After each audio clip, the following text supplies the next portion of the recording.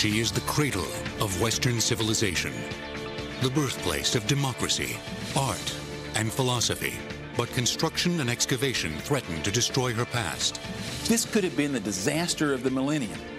One of the largest engineering and archaeological feats in Europe is digging through layers of ancient history, transforming Athens into a 21st century metropolis. Now, the Athens subway on Modern Marvels.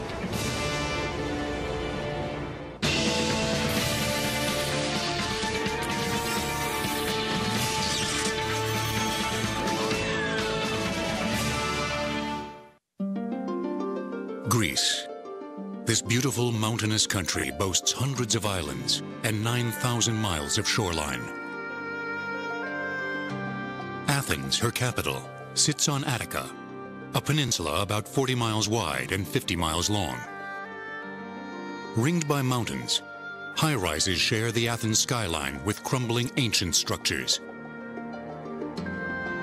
Here, the ancient and modern live side by side.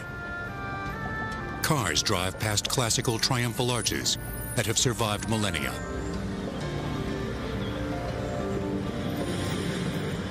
Over the last 30 years, the population of Athens has doubled to nearly 4 million. 1.5 million people live in the dense, busy heart of the city, compounding its long-standing reputation for car pollution. Known to erode the smooth surface of marble, damaging ancient buildings and statues. If you think of the classical antiquities of Athens from the 5th century BC, those antiquities suffered less, really, over 2,500 years than they did in 25 years of automobiles circulating in the city of Athens.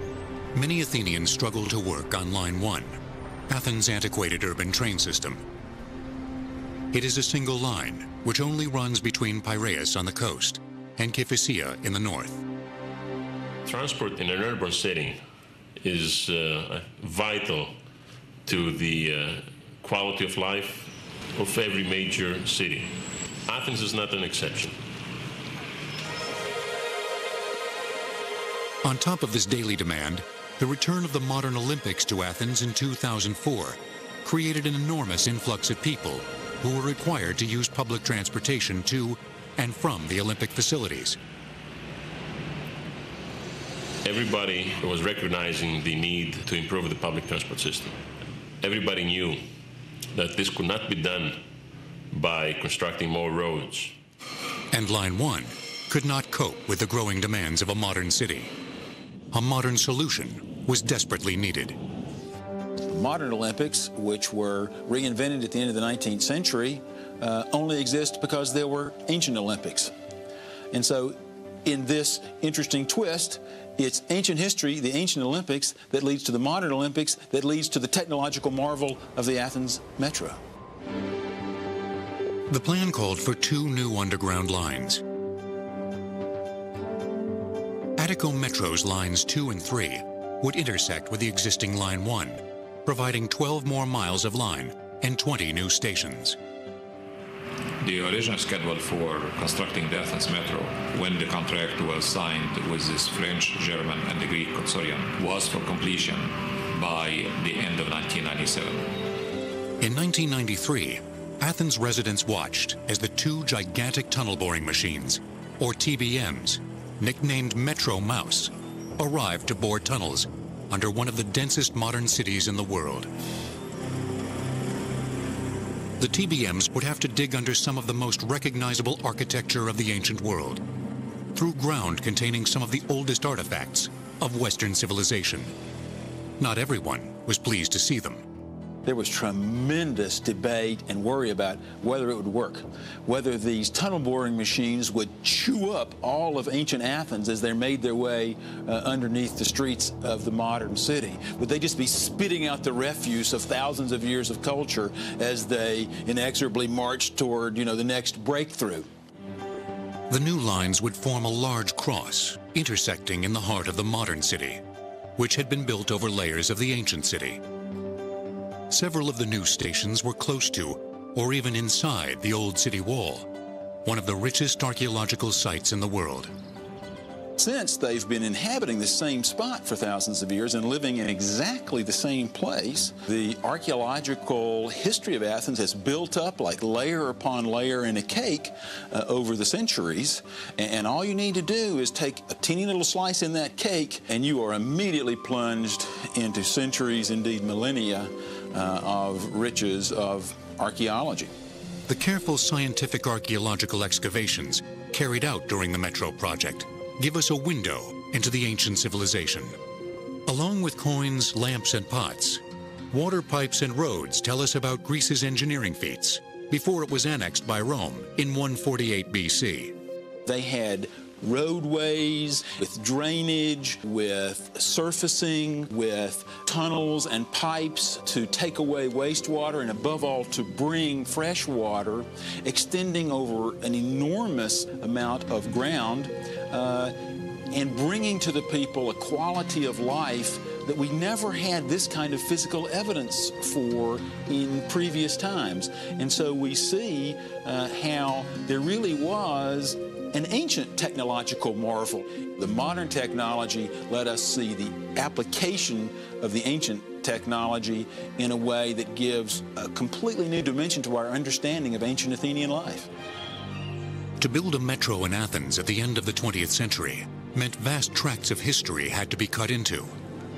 The archaeologists would have to perform rescue excavations, working within a limited time frame to map, record, and preserve thousands of artifacts across 18 sites, exposing over 40 square miles of ancient civilization. Obviously is a very difficult marriage between the archaeologists and the engineers. The engineers want to do things as fast as they can. The archaeologists, of course, have their own time frame, which is opposite to the engineers. But the new subway was desperately needed. Stations had to be built, and the Metro Mouse cutting heads had to begin tunneling to construct the 2 new lines for Athens' most recent marvel. The ancient Parthenon took 16 years to complete. Ox carts hauled 22,000 tons of white marble 10 miles from Mount Pentelicon. The Athens subway will continue in a moment on Modern Marvels. At the end of the 20th century, Athens was a chaotic city with no clear urban plan and a struggling public transportation system. But it wasn't always this way. When Greece became an independent nation in the mid-19th century, tremendous efforts went into rebuilding the city while preserving her past. Otto I had been chosen as king, and in 1834, Athens was established as the capital city of a free Greece in honor of her historic greatness. As the king took the throne, a model city plan for Athens was developed. This Renaissance in Athens was part of a worldwide classical revival which became known as Neoclassicism. One does not have to look very far to see the influence of ancient Greece. The founding fathers were all classical scholars. Neoclassicism was the first truly national architectural style in the United States. It also inspired a revival of the Olympic Games. The first modern Olympiad took place in Greece in 1896, setting in motion the 20th century phenomena of the modern Olympics. Line 1 serviced these early games and continued to grow north, eventually reaching the suburb of Kifisia. The history of Line 1 starts a number of years after the Greek Revolution, when the port city of Piraeus needed to be connected with Athens. The first stage of Line 1 was constructed on or just below the surface. It was one of the earliest urban transport systems in the world when it opened in 1869. When the lines first started running, it was running on a single track with steam engines. Slowly, the line expanded further north. As it grew into the city, they used the time-honored cut and cover technique also used in Paris and New York. First, a large hole is excavated. Supporting walls are built. Then a roof is constructed before reinstating surface conditions. Towards the end of the 19th century, more and more people traveled to Athens to experience her classical glory. But the events of the 20th century overtook Athens' development. She was involved in both world wars and suffered under Italian and German occupation. She then endured a bitter civil war from 1946 to 1949, in which more than 1 million Greeks were killed. Fighting in rural areas led to a mass migration into Athens, causing social and economic chaos. The explosion of the development started after the Second World War. The government did apply many regulations, and they just let people to build high buildings in the center, and that created many problems. This caused an unplanned dense sprawl of poorly made housing. Late into the 20th century, Greece continued to struggle for stability until democracy was restored in 1974. Today, Greece is a parliamentary republic. The crowded city, a result of its recent past, further complicated the engineering of the new metro project. Lines 2 and 3 would radiate out in 4 directions from Syntagma Square, connecting the suburb with downtown Athens. It was impossible to open up huge cut-and-cover trenches in the middle of the city. Instead, the existing infrastructure forced Attico Metro to dig some of the central stations from the bottom up. A small service hole was dug, through which the giant station cavities were excavated under the bustling city. At interchange stations with Line 1, like Ammonia and Monastiraki, the old stations had to remain open and in operation throughout construction, creating even more of a challenge for the engineers. Outside of the city center, however, most of the new stations could be constructed in the same way as Line 1, using a modern version of the cut-and-cover technique. An open trench is excavated. The sides are retained by strutted or reinforced concrete pile walls. A waterproof membrane is then laid. Formwork follows. Finally, a slab roof is put in place, and the area above is backfilled. These stations then had to be joined by tunnels. 2 huge tunnel boring machines, or TBMs, specially designed by Mitsubishi in Japan, have been manufactured in France and were assembled on site. Each TBM was fitted with a 13-foot diameter cutting head, made up of 8 spokes with drag bits and single disc cutters. Costing over $20 million, each machine weighs 1,650 tons and is 459 feet in length. TBMs can excavate at depths of 20 to 92 feet below the surface. Deciding the depths of tunnels under Athens was crucial. In building a metro, you always want to make it as shallow as you can be and be in stable ground, because of course the shallower the metro, the cheaper it is to have escalators and elevators and stairways. But archaeologists were worried that tunneling at shallow depths could destroy historical evidence. Antiquities in Athens can occur anywhere between 20 centimeters below the surface of the ground, up to 15 or even 20 meters where the bedrock begins. To avoid buried antiquities, it was decided to operate the cutting heads under Athens at a depth of 66 to 82 feet. The TBM heads can rotate at a speed of 4 RPM and can cut up to 33 feet per day, leaving behind a 30-foot diameter tunnel, which is then supported by a ring of precast reinforced concrete segments, secured with a key segment to form a 28-foot lined tunnel. But the huge TBMs vibrate as they cut through solid rock and have been known to cause subsidence. Subsidence or settlement in building any metro tunnel or even water tunnel, for example, or sewer tunnel, is normal, as long as it kept to a minimum and is monitored very carefully.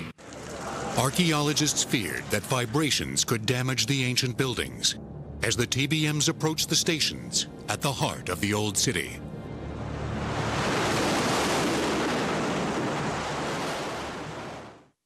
The deepest underground system in the world is thought to be the Pyongyang Metro in North Korea.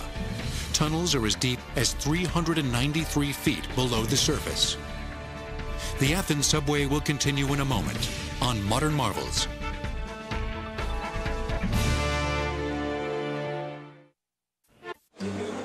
The Athens Metro is one of the biggest engineering feats in Europe and the largest construction project in Greece.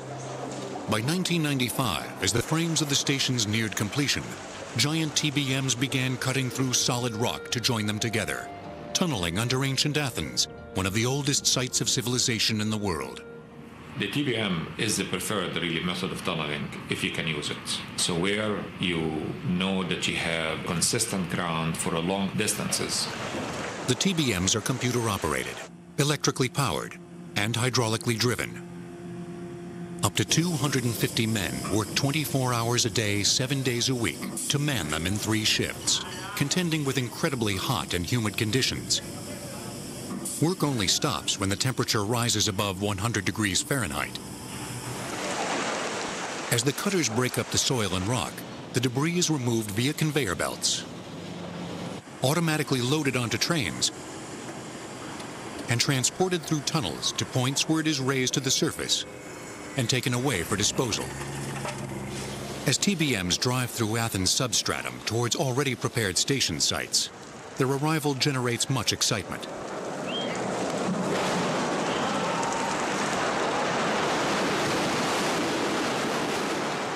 Each time a TBM breaks into a station with pinpoint accuracy, there are celebrations at its safe arrival.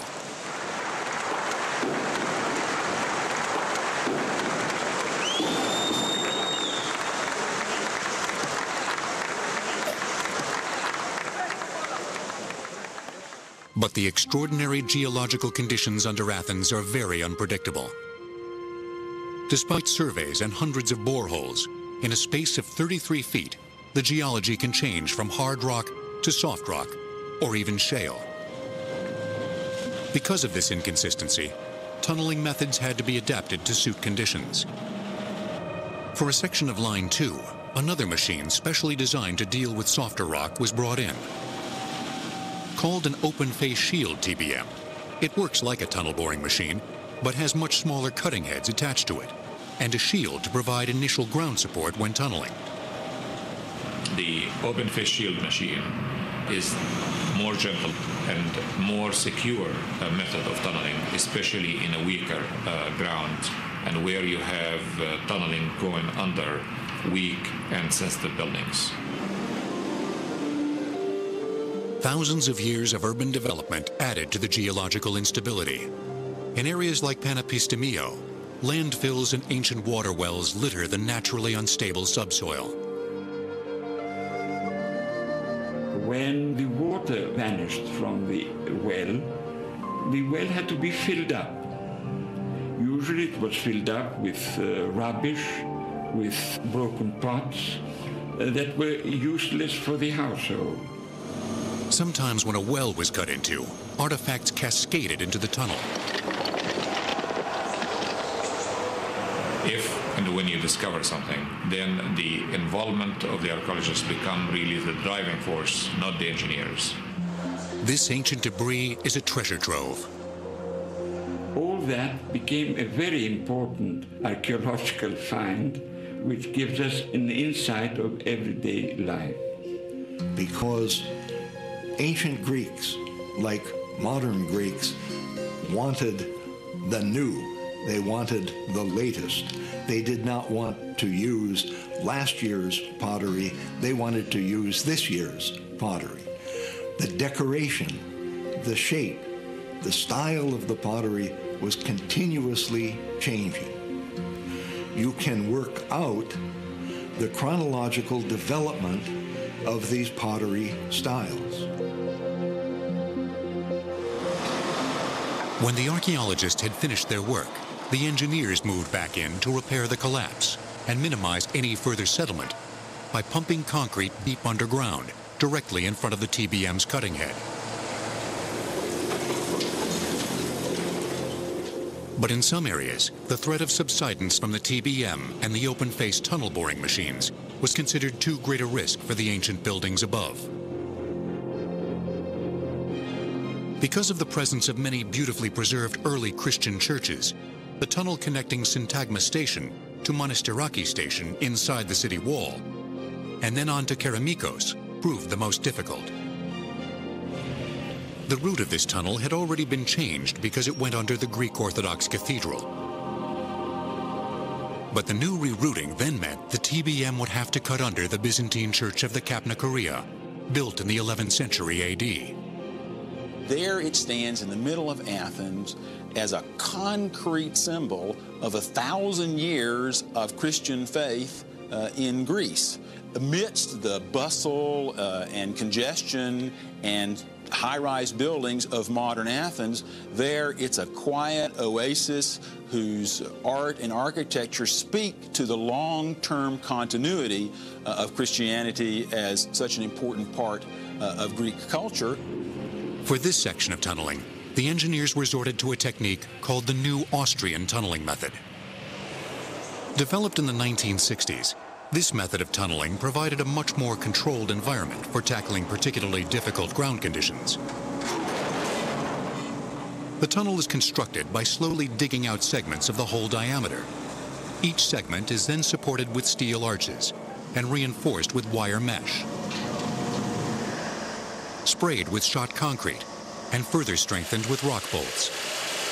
The lining becomes an integrated part of the rock mass and limits subsidence to the highest possible degree. Until the side segments are complete, the center of the tunnel is left alone in order to provide extra support, protecting the buildings above. This is then dug away to create an oval tunnel. Using the New Austrian method had prevented any major surface damage along this route. However, progress is reduced to 10 to 16 feet of tunnel per day, whereas TBMs can dig up to 33 feet per day. But as soon as the digging began at the Monastiraki Station, one of the central station sites being dug from the bottom up, unacceptable levels of subsidence were occurring.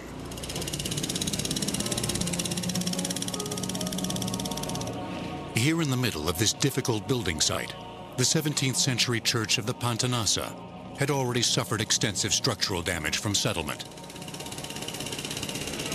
Right next to the Agora, the ancient marketplace in classical Athens, the area around the Monastiraki Station is still a cramped, bustling market.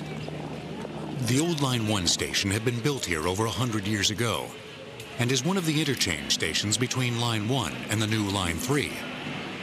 The old station had to remain open and trains in operation throughout construction. Along with difficult geological conditions, the presence of springs and old wells at the site further added to the problems of the engineers. The station Monastiraki represented probably the greatest challenge for all of us. We actually divided the excavation method into very small steps to ensure that every step is taken with the proper protection. Therefore, that the settlement, which we monitor 2-3 times a day, will be kept at the absolute minimum. To finish digging the station, the engineers had to resort to more ingenious ways of tunneling. International consultants recommended state-of-the-art micro-tunnel boring machines. They operate like ordinary TBMs, but are significantly smaller. Here they were used to cut an arch of small tunnels, which was then reinforced with steel tubes. This umbrella of tubes was then bolted together and filled with concrete to secure the surface, before excavating the station area beneath. Despite using micro-TBM technology, there was still enough settlement here to force engineers to reduce the size of the station. The archaeologists had grave concerns about tunneling in any form under ancient Athens. One tunnel even caused an international outcry. To connect Monastiraki to Keramikos Station meant digging a tunnel under the sacred gate of the old city wall and under the ancient graveyards of Keramikos. Archaeologists were alarmed that vibrations could crack and damage irreplaceable antiquities. With 468 stations, the MTA New York City Transit has the most underground stations in the world. The Athens subway will continue on Modern Marvels.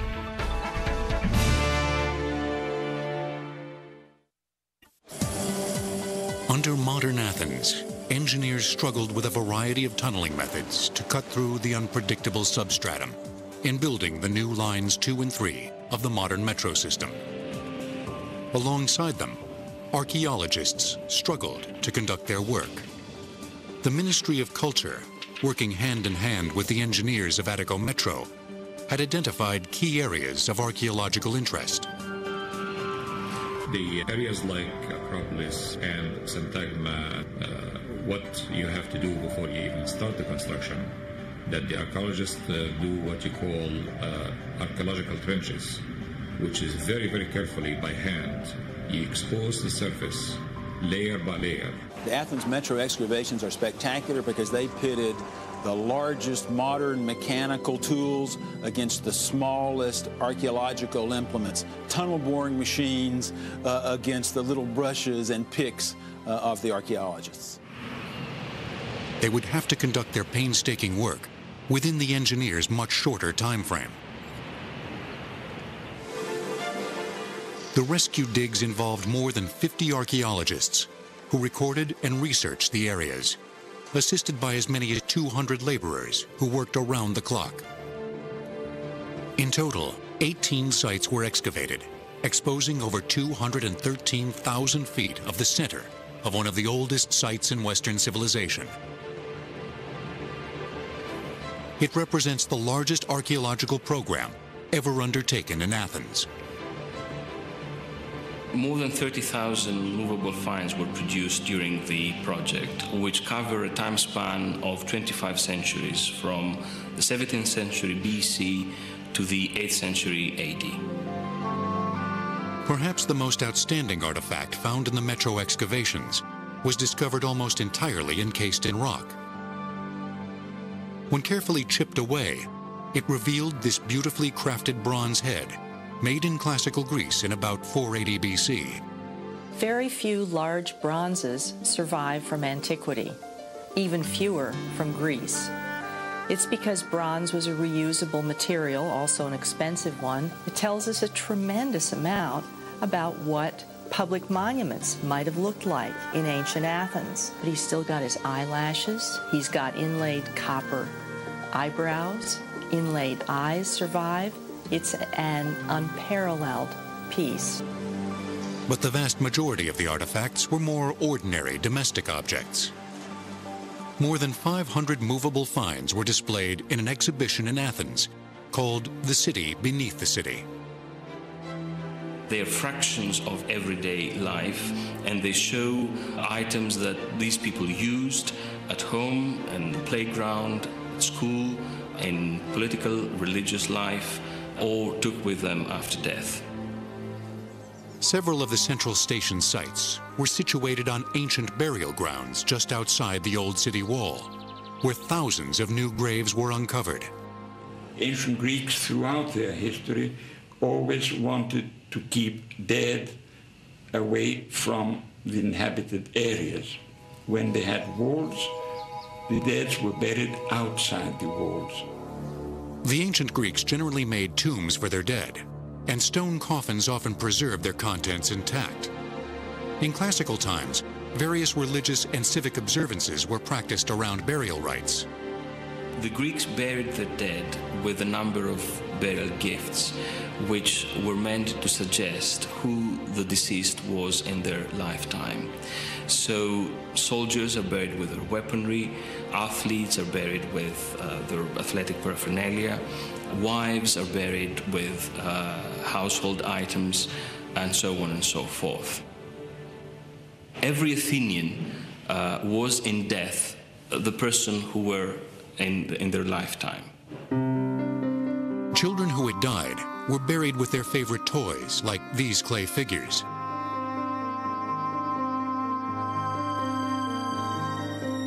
Babies with their feeder cups or tiny pots containing food for them to take into the afterlife.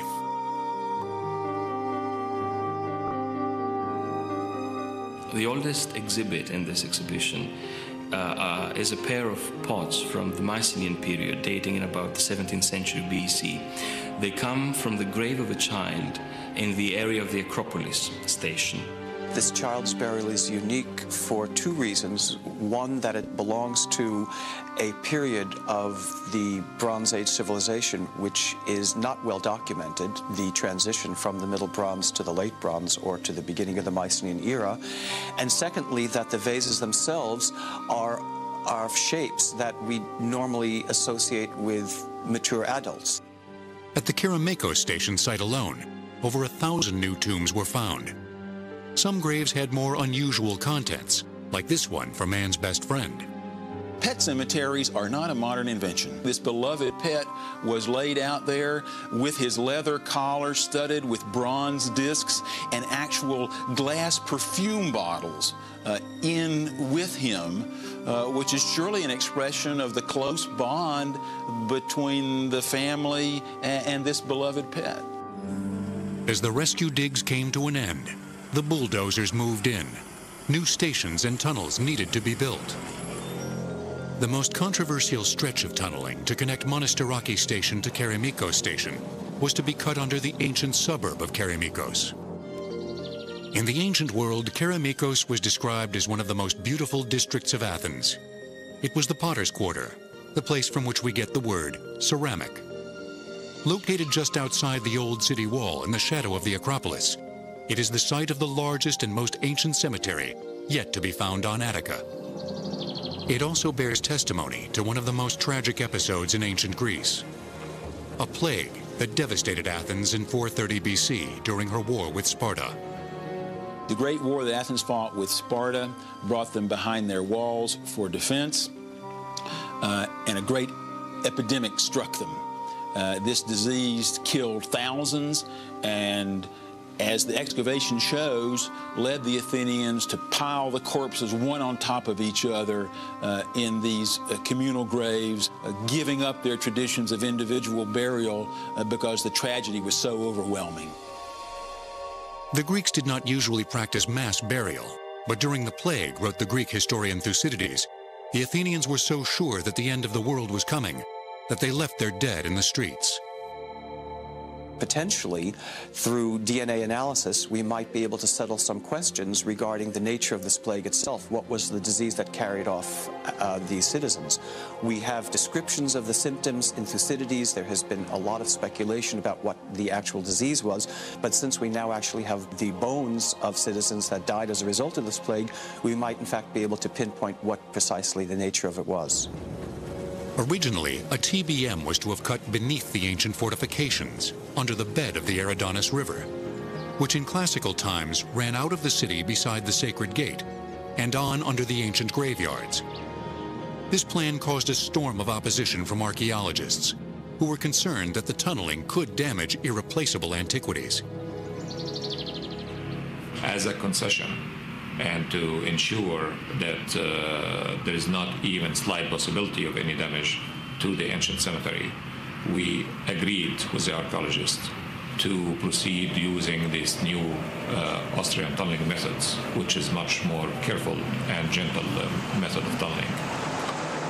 But still, the archaeologists were not satisfied. Attica Metro finally agreed to reroute the tunnel. But to connect to Kerameikos Station, which was already under construction, they would still have to cut under a corner of the cemetery. And that corner was below the Street of Tombs, in the Kerameikos neighborhood containing important pieces of classical funerary art. The ancient sources tell us it was the most beautiful suburb of Athens. It was also the place where Athens commemorated its war dead, where the national memorial of the fallen soldiers was located, and where many tombs with beautiful works of art were placed. It was a sacred place of commemoration. The Greek, French, American, and German archaeologists joined hands to oppose the tunnel under the cemetery. The European Union stepped in, and by April 1998, the Greek government called a halt to tunneling under the cemetery. The Kerameikos station was abandoned. In planning any project in an ancient city, you have to plan considering the impact of the archaeology. So we added 12 months to the schedule to allow for such activity. But Attico Metro now believes that the archaeological digs delayed the project by up to 2 years at a cost of nearly $50 million. Behind schedule and plagued by delays, the engineers struggled to complete the base project in time for the new millennium. At 33.5 miles long, the Seikan Tunnel in Japan is the world's longest railway tunnel. The Athens subway will return on Modern Marvels.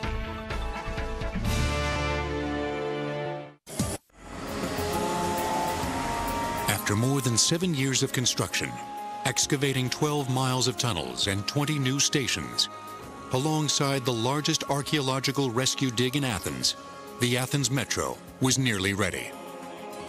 Blessed by the Archbishop and opened by the President and the Prime Minister, the first stage of Athens' new metro was finally open on January 29, 2000. Throughout the nearly $2.5 billion project, over 2 million cubic feet of concrete and 62.5 tons of structural and reinforcing steel were used. One of the disadvantages of building metros, that underground especially, that people do not see any development in the surface. So when we finally opened, every Greek came to celebrate that moment. Tickets were free for the first weekend, and over 900,000 people used the metro over those 2 days. That's 1 in 10 of the population of Greece. The decision was made to incorporate finds from the excavations into the designs of the stations at that site. The idea to present some of the exhibits, either in the original or in copies in reproduction, in the stations, was very welcome by the people who use the metro.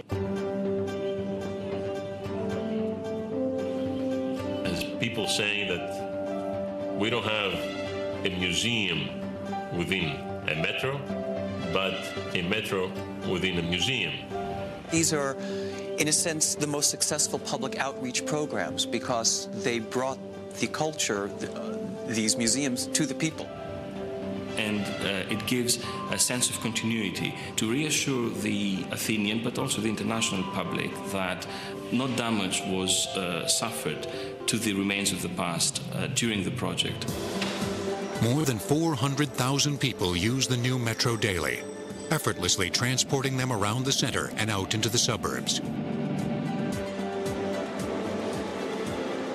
Trains run for 18 hours a day between 6 a.m. and 12 p.m. In rush hour, trains run every 3 minutes and every 5 to 10 minutes in non-rush hour. As people change lines by walking along these impressive marble corridors, they can enjoy not only ancient artifacts, but modern art too.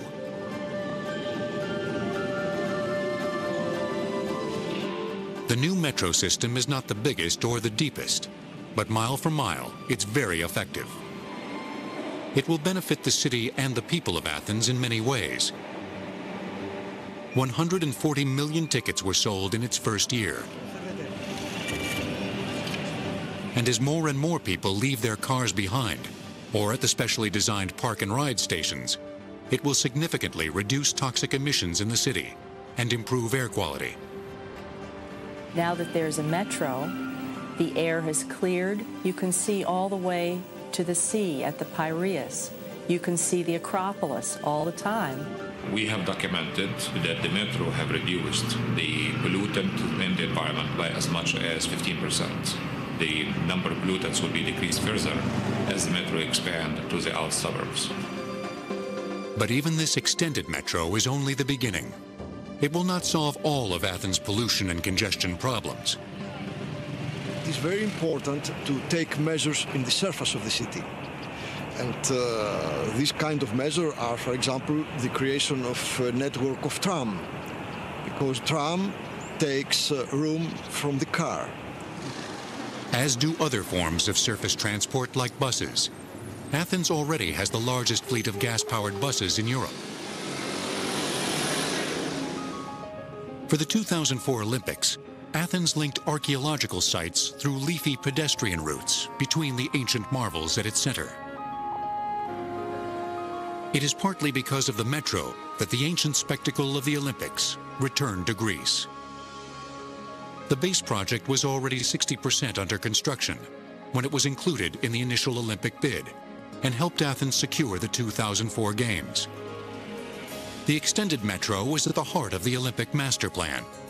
The 2004 Olympics pushed through the completion of a new airport and direct road and rail links with Central Europe.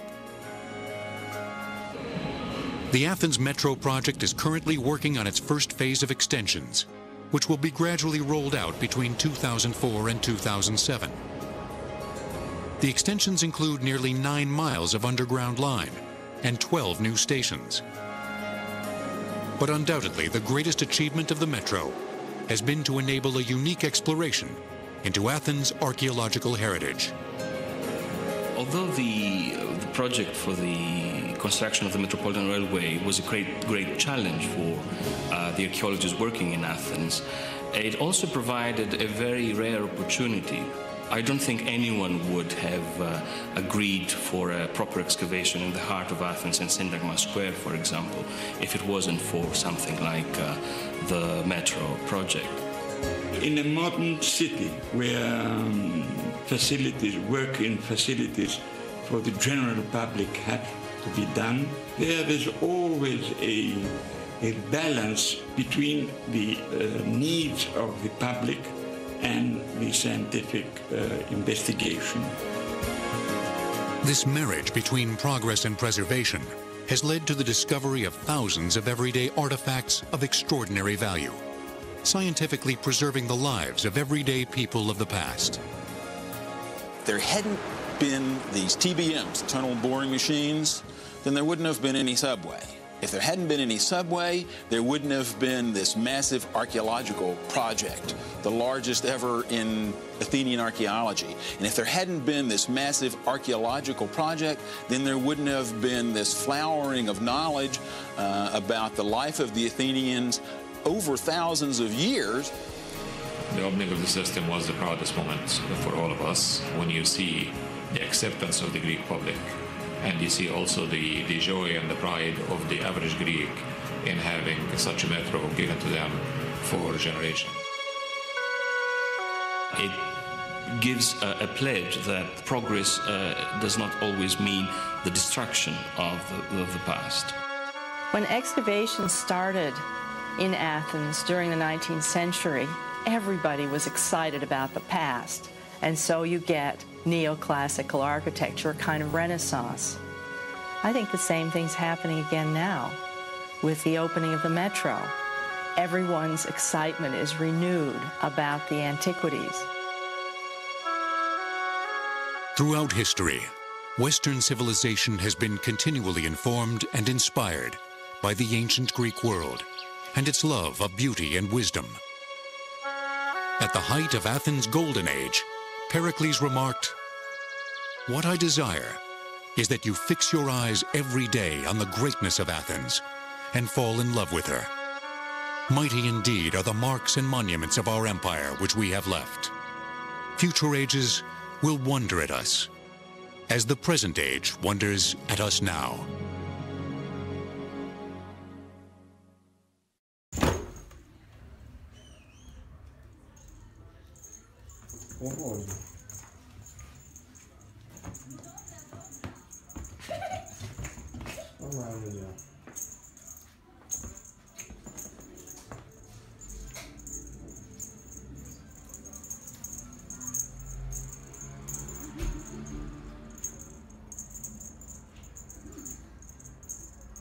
Nie, to już nie fajne, bo machanie przy dziewczynie.